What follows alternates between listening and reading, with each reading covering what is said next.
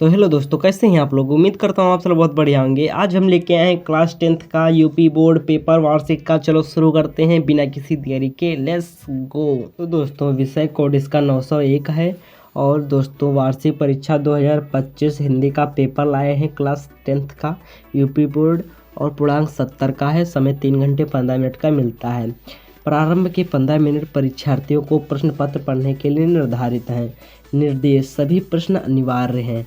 यह प्रश्न पत्र 2 खंडों खंड आ तथा खंड बा में विभक्त है। और खंड आ में 1 अंक के 20 बहुविकल्पी प्रश्न हैं, जिनके सही उत्तर OMR उत्तर पत्रक पर नीले अथवा काले बॉल से पॉइंट कलम से सही विकल्प वाले गोले को पूर्ण रूप से काला कर चिन्हित करें। खंड आ के प्रत्येक प्रश्न का उत्तर पढ़कर केवल प्रदत्त OMR उत्तर पत्रक पर उत्तर दें। और दोस्तों OMR उत्तर पत्रक पर उत्तर देने के पश्चात उससे नहीं काटने तथा इरेजर अथवा व्हाइटनर का प्रयोग ना करें। और प्रत्येक प्रश्न के अंक उसके सम्मुख अंकित हैं। और खंड बा में 50 अंक के वर्णनात्मक प्रश्न हैं। खंड बा में सभी प्रश्नों का उत्तर एक साथ ही करें। और दोस्तों प्रथम प्रश्न से आरंभ कीजिए तथा अंतिम प्रश्न तक करते जाइए। जो प्रश्न ना आता हो उस पर समय नष्ट ना कीजिए। अब चलो देखते हैं अपने बहुविकल्पी प्रश्न पर। चलो लेट्स गो। तो दोस्तों खंड आ बहुविकल्पी प्रश्न वस्तुनिष्ठ प्रश्न। अब चलो देखते हैं पहला क्या है। शुक्ल युग के निबंधकार हैं। पहला है कमलेश्वर, वियोगी, हरि मोहन, राकेश, हजारी प्रसाद द्विवेदी। तो इसमें से राइट आंसर है डी वाला, हजारी प्रसाद द्विवेदी जी हैं। निर्मला उपन्यास के रचनाकार हैं। तो मुंशी प्रेमचंद्र जी हैं। अपनी खबर रचना की विधा है एकांकी, संस्मरण, नाटक, आत्मकथा। तो इसमें से राइट आंसर है डी वाला, आत्मकथा है। रामधारी सिंह दिनकर की रचना नहीं है। तो रामधारी सिंह दिनकर की रचना इसमें से 2 हैं। संस्कृति के 4 अध्याय, रेती के फूल। और ये अर्धनारीश्वर और अजातशत्रु। ये अर्धनारीश्वर विष्णुगुप्त की है, अजातशत्रु जयशंकर प्रसाद की है। इसमें से दिया हुआ कि नहीं है, तो इनमें से ए और सी दोनों नहीं हैं। चलो देखते हैं गुनाहों का देवता के लेखक है। 5वां क्वेश्चन। धर्मवीर भारती, अज्ञे, जयशंकर प्रसाद, जैनेंद्र कुमार। तो इसमें से राइट आंसर है धर्मवीर भारती, ए नंबर सही है, ये ए वाला। तो दोस्तों 6ठा क्वेश्चन है। निम्नलिखित कवियों में से किस कवि को राष्ट्र कवि का सम्मान मिला। तो इनमें से मैथिली शरण गुप्त को मिला था, बी नंबर सही है। अब चलो देखते हैं 7वां क्वेश्चन क्या है। रामचंद्रिका के रचनाकार हैं। तो रामचंद्रिका की रचनाकार केशव दास जी हैं, ये डी नंबर सही है। और दोस्तों घनानंद किस काल के कवि हैं। तो घनानंद रीतकाल के कवि हैं, बी नंबर सही है। छायावादी काव्य की प्रमुख विशेषता है प्रकृति का मानवीकरण, ए नंबर सही है।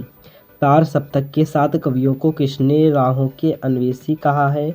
तो तार सप्तक के राहों के अन्वेषी कहा है अज्ञे जी को, सी नंबर सही है, जे सी नंबर सही है। अब चलो देखते हैं करुण रस। दोस्तों 11 नंबर क्वेश्चन है। करुण रस का स्थायी भाव है। तो करुण रस का आप लोग जानते ही होंगे, शोक होता है, डी नंबर सही है। अब चलो देखते हैं भूरे भालों की कतरन, छिपा नहीं उसका छोटापन। उपयुक्त पंक्तियों में प्रयुक्त अलंकार कौन सा है। तो इसमें से उपमा अलंकार है, ये बी नंबर सही है। अब चलो देखते हैं 13 नंबर क्वेश्चन। तो दोस्तों 13 नंबर क्वेश्चन है। छंद पढ़ते समय आने वाले विराम को क्या कहते हैं। तो मात्रा, गति, लय, यति। तो इसमें से राइट आंसर है डी। छंद पढ़ते समय आने वाले विराम को यति कहते हैं, डी नंबर सही है। अब चलो देखते हैं अभ्यास शब्द में किस उपसर्ग का प्रयोग किया गया है। तो अभ्यास शब्द में किस उपसर्ग का प्रयोग किया गया है। उपसर्ग यानी आगे वाला, बी, ये अभी होगा, बी नंबर सही है, बी। अब चलो देखते हैं पंचतंत्र में कौन सा समास है। तो पंचतंत्र में समास कर्मधारय समास, द्वंद्व समास, अविभाव समास, द्विगु समास। तो इनमें से मैंने पंचतंत्र में कौन सा समास है। तो इसमें से बहुव्रीहि समास है, लेकिन इसमें से ऑप्शन ही नहीं दिया हुआ है इसमें।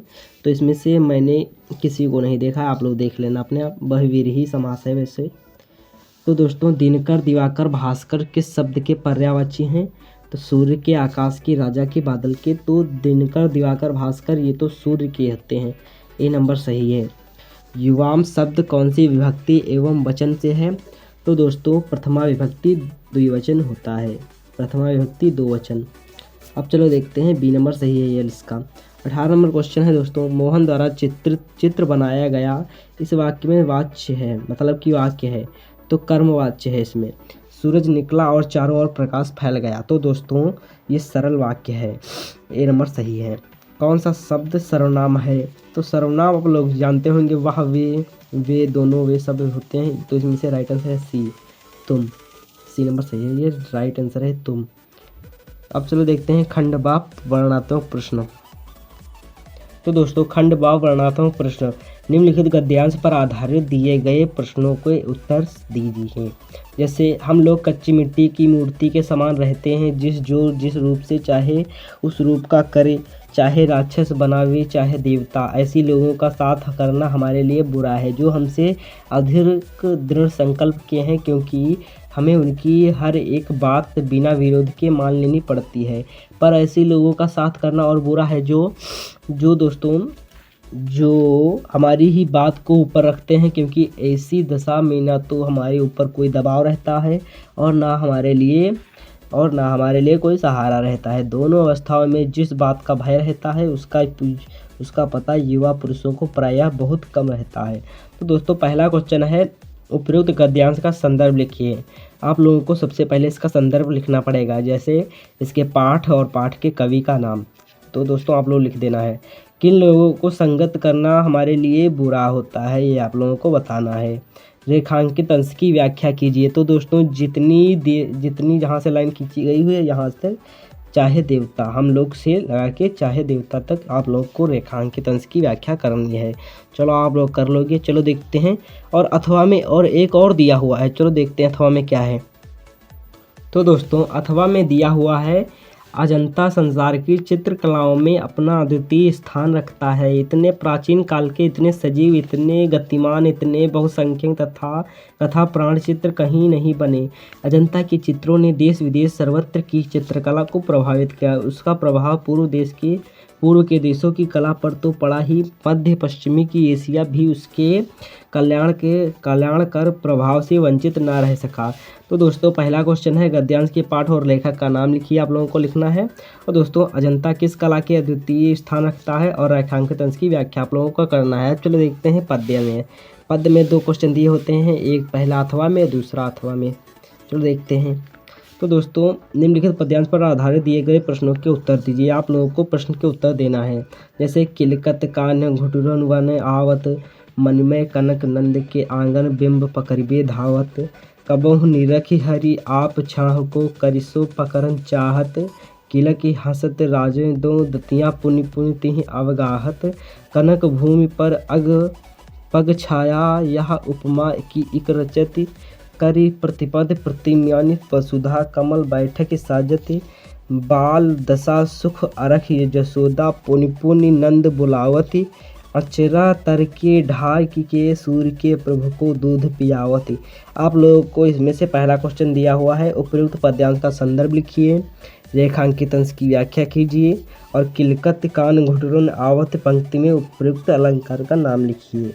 और दोस्तों अगर आप लोगों को ये नहीं आता है तो अथवा में और एक दिया हुआ है, जैसे कि आप लोगों को दिखाते हैं।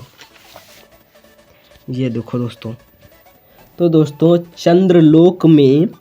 चंद्रलोक में प्रथम बार मानव ने किया पदार्पण, छिद्र हुए लोग देश काल के दुर्जय बाधा बांधन, दिग्विजय मनुसुत निश्चय तक,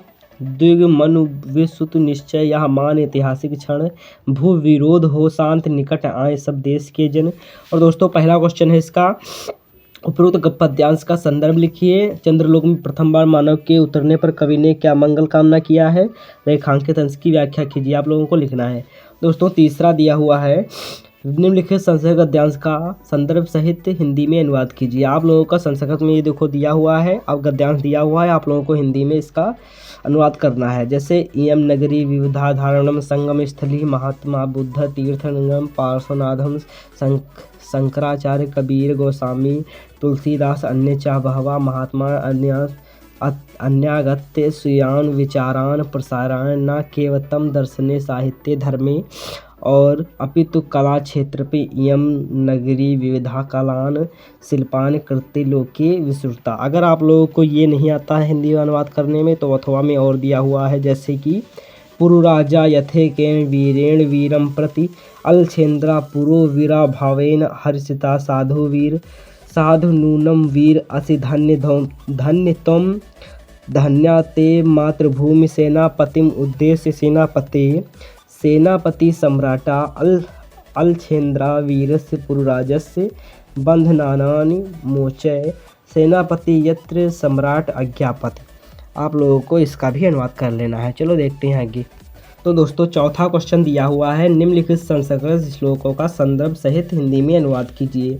जैसे सर्वे भवन्ति सुखिनः सर्वे सन्तु निरामया सर्वे भद्राणि पश्यन्ति मा कश्चित् दुर्भाग् भवेत्। जैसे कि सभी सुखी हों, सभी रोग मुक्त हों, सभी मंगलमय हों, सभी मतलब कि कल्याणकारी हों, और दोस्तों सब मा कश्चित् दुर्भाग् भवेत्, और सभी मंगलमय हों। आप लोगों को इसका अनुवाद देख लेना है एक बार, और अथवा में दिया हुआ है। और एक अगर आप लोगों को ये नहीं आता है तो ये आप कर सकते हैं, यथा सौम्यकेन मृत्यु पंडेन सर्वमनम विज्ञातम तथा द्वाचारणम विकारो नामध्यम मृत्यु केंद्रम सत्य मृत्तिकत्येव सत्यम।